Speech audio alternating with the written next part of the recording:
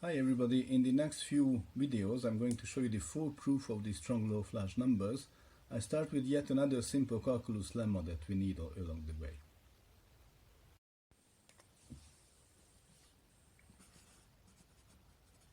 Lemma: if k is at least 1, then the sum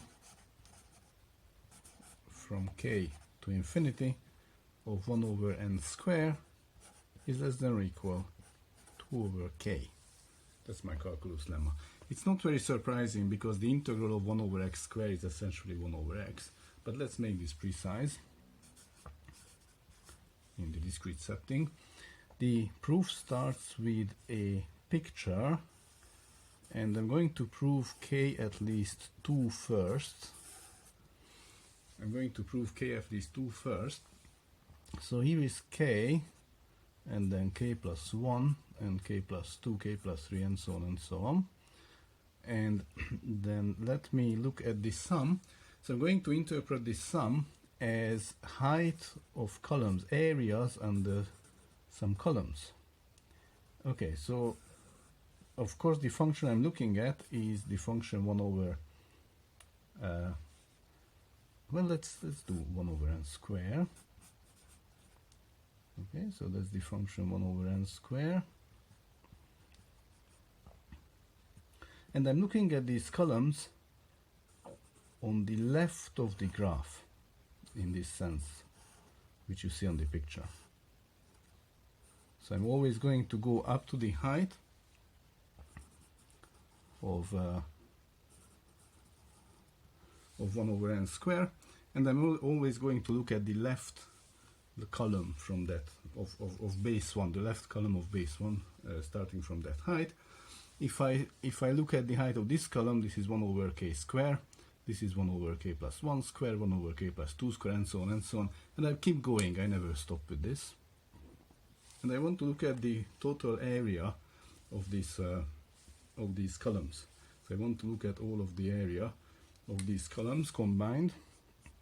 That's exactly what my summation is.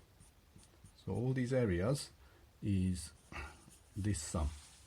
Okay, 1 over k squared plus 1 over k plus 1 squared, 1 over k plus 2 squared, and so on and so on. Now another thing I can look at is the area under the curve of 1 over n squared. So I could as well look at the whole area enclosed by the vertical line at k minus 1, and then my curve of 1 over x squared itself. And as you can easily see, this area in yellow, so all this area in yellow under the curve 1 over x squared is of course bounding from above my area enclosed by the columns, and that gives me an inequality. That actually gives me an upper bound, 1 over n squared summed up from k to infinity is bounded from above by the area under the yellow curve, or the yellow area under the curve, to be more precise, which is from k minus 1 to infinity of 1 over x squared dx. Just comparing the sum with the integral. Okay, this is something easy to do. X to the minus 2 integrates to x to the minus 1 over minus 1. Take it at infinity, subtract at k minus 1. At infinity, x to the minus 1 goes to 0. At k minus 1 I have another negative because I have to subtract, and I have the minus 1 underneath. So that just gives me 1 over k minus 1.